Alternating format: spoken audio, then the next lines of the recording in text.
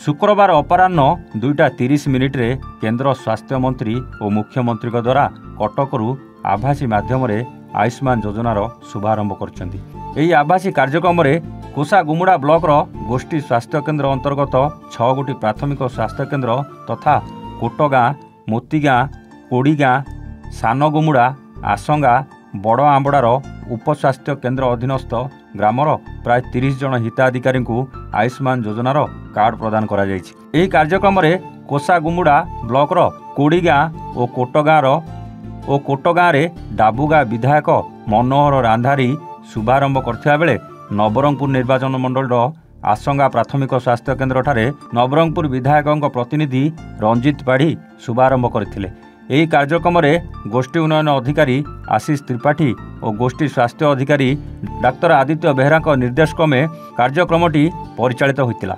एही परिप्रेक्षी में बीपीएम मानस रथ, पीओ अजित कुमार नंद, टिकीचंद्र नायक, जीपीओ त्रिलोचन छंचाण, वरिष्ठ समाजसेवी बद्रीनारायण सिंह, राजोड़ सरपंच बनमाली भत्रा, कोको डिसेमेला सरपंच मंजुलता रांधारी, करचामाल सरपंच उमादेवी नायक, बामुणी सरपंच धनपति भत्रा, चिमरा सरपंच, कोड़ीगा सरपंच सेवकी माझी, बड़ आंबड़ा सरपंच शिशुपाल रंधारी, मोतीगाँ सरपंच जिला परिषद सभ्य क्षीरोद नायक, आसंगा उपस्वास्थ्य केन्द्रर डॉक्टर आदित्य रश्मि स्वाई प्रमुखों सह समस्त पीओ, कनिष्ठ जंत्री, स्वास्थ्यकर्मी, आशाकर्मी, अंगनवाड़ी कर्मी सह 5 गोटी उपस्वास्थ्य केन्द्रर प्राय 7000 ऊर्ध्व लोकों भिड़ परिलक्षित होता। देखो आज आमर कोसागुड़ा ब्लॉक सीएससी अंडर रे 6टा पीएससी अच्छी से मुख्यमंत्री द्वारा जो प्रोग्रामटा लॉन्च है तार आम लाइव टेलीकास्ट देखीचु।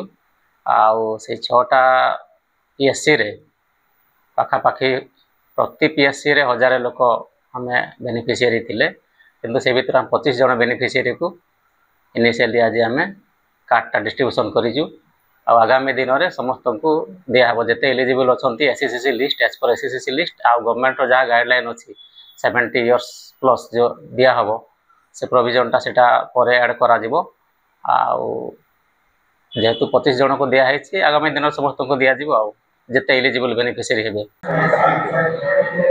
आमर आयुष्मान भारत योजना अंडर रे आमर जो प्रधानमंत्री जन आरोग्य योजना रे आज शुभारंभ रे आमर पीएससी आसंगा अंडर रे आमर पंचायत ग्राम पंचायत प्रत्येक पंचायत रु 5-5 जन जेहेतु आज शुभारंभ होची प्रत्येक पंचायत रु 5-5 जन पर 25 जन हिताधिकारी को आज कार्ड बंटन करा जिवो। एई योजना जो सरकार को तरफ पाइबे मुंडो पिछा कोन केते कोन सरकार तांको माने सहायता पाइ पाइबे। आगुरु आमर जो योजना थिला सेथिरे परिवार पिछा बेनिफिट पाउथिले लोक माने एबे परिवार रो प्रत्येक सदस्य 5 लाख टंकार स्वास्थ्य बीमा पाइबे।